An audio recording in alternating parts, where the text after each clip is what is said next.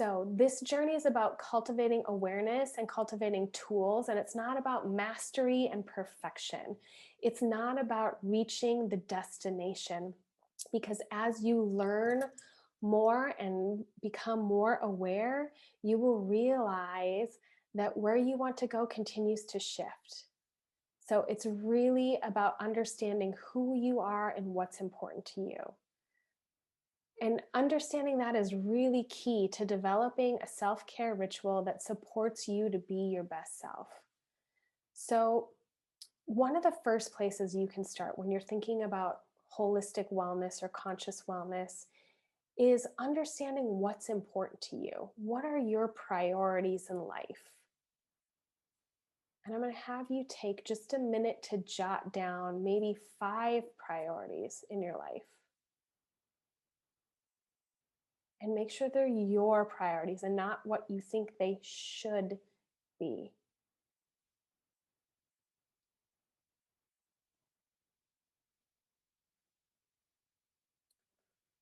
Once you've figured out your priorities, I want you to think about how you spend your time each day or each week or month or year and see if your calendar, and you can actually physically do this tonight, see if your calendar actually reflects your priorities and your values.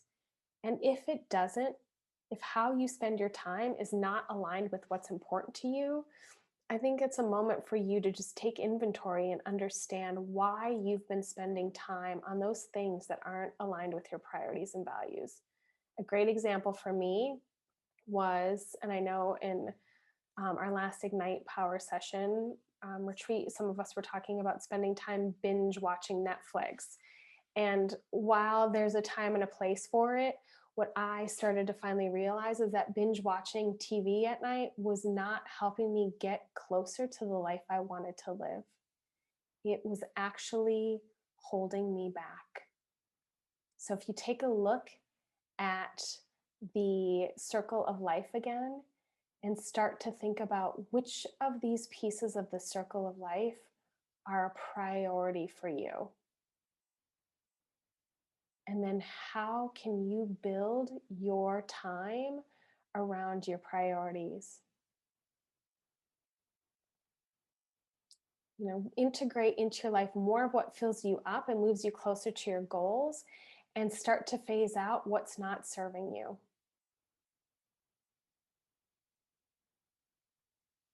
All right, so I'm going to stop sharing the circle of life now. I think you all should have it in your workbook. So, let's talk a little bit deeper about self care. And I'm going to touch on two very important pieces of the circle of life: nutrition and physical activity. So, let's talk a little bit about nutrition and why good nutrition is important. So, I'm not going to tell you something you already don't know from the aspect of what you should be eating. We all know it's important to eat a diet of whole foods, not processed foods, whole foods, fruits, vegetables, lean meats. The quality of what you put into your body is important for so many reasons. One, the very obvious fact that it helps your body function better. It gives you energy and it improves your mood. I don't know how many of you have noticed that if you eat sugar, you get crabby, especially after you sugar crash. Or, I've noticed that sometimes for me that if I eat too much corn, because corn is definitely an over processed food. So I don't know who doesn't love chips and guacamole. But when I have chips and guacamole, the corn tortilla chips really drain my energy. And overall, they don't enhance my digestion, which makes me really crabby. So understanding how foods affect you is really important. Um, Also, the consumption of food can really reinforce the message that you are trying to live. So, if you are eating processed foods all the time, what message do you think you're telling yourself? Exactly. And eating quality foods helps reinforce the message that I am worthy, I deserve to take care of myself. My body, your body starts to pick up on, oh, I am valued. I want to be treated well. So, eating quality foods, there's a mental aspect to it, just above and beyond your mood and your brain functioning. There is also a mental aspect of what you consume reinforces the message, whether that is positive and is pushing you towards your goal or towards your best self, or it's negative and it's detracting from where you want to be. What message are you telling yourself if you're eating a diet of quality foods, like fruits, vegetables, and lean proteins? So, the big takeaway here is that you don't need to have a prescriptive diet to have good nutrition. It's really important to eat whole foods, more whole foods, less processed foods, for multiple reasons. One, it's physically important for how your body functions, but also it really can affect your mood and it can reinforce the message of I am worthy or I am not worthy. So, you want to start thinking about how to approach nutrition. So, the best approach for everybody to keep it really simple right now is not necessarily to eliminate foods. Sure, that could happen at some point and it would be great.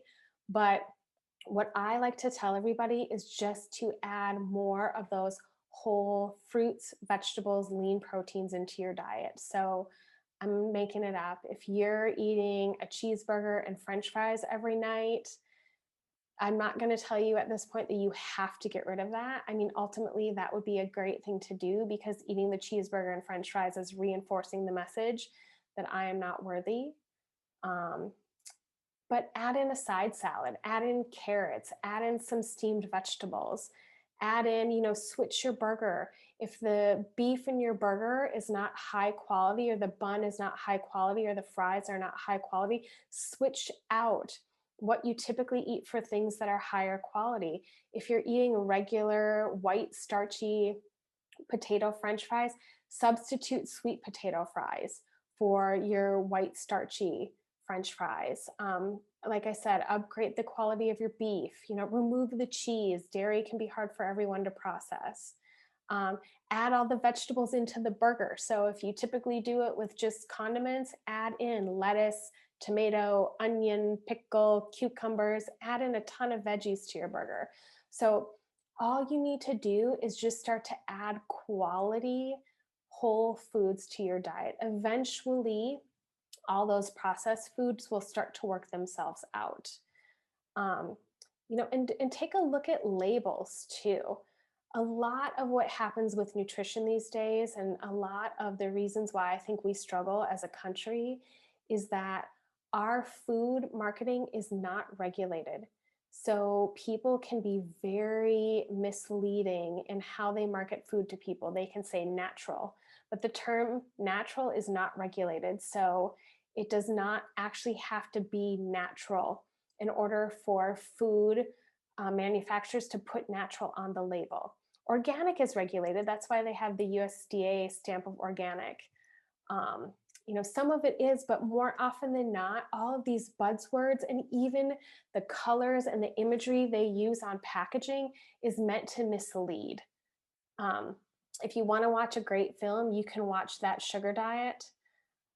It is amazing to see how this man who thought he was being really healthy and eating all these health foods actually gained a ton of weight, lost liver function, and just struggled with his overall health. And all of this was just based on the misleading marketing that companies do to sell healthy foods to you. So yeah, just really take a look at your labels. And if you can't pronounce it, most likely it isn't good for you. And the more you can weed processed foods out of your diet, great. But just to start off with, start adding more whole fruits, vegetables, and lean proteins. Another important thing you can do is just drink plenty of water. You should drink half your body weight in ounces every day. So if you want to start nutritionally with one thing, start with drinking enough water. Water is needed to eliminate toxins, to boost your energy, lubricate your joints. It helps care for your brain. There's studies out there saying that dehydration can lead to an increase in anxiety and depression. So, if we're talking about being our best selves, setting ourselves up for success, and you're dehydrated, it's already a disservice we're doing to ourselves.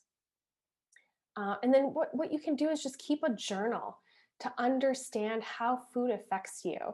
And this doesn't have to be anything crazy. Don't count calories. It's all about quality foods, not necessarily quantity. Your body will tell you if you're doing the right thing. So keep a journal to understand how different foods affect you for information.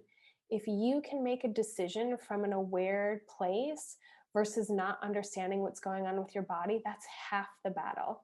So, like I had mentioned earlier, corn and I are not friends.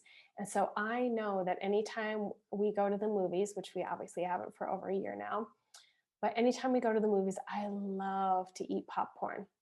But the next day, I'm exhausted after I eat popcorn. Before, I had no idea. I wasn't improperly interpreting the signals from my body. But now that I know this, I go into that making a conscious decision about my well being and saying, you know what? I really enjoy eating popcorn. So I'm actually going to have it tonight. And I know that tomorrow I'm probably going to feel more tired than I typically do. But, I'm going to drink some extra water to try to flush those toxins out of my system.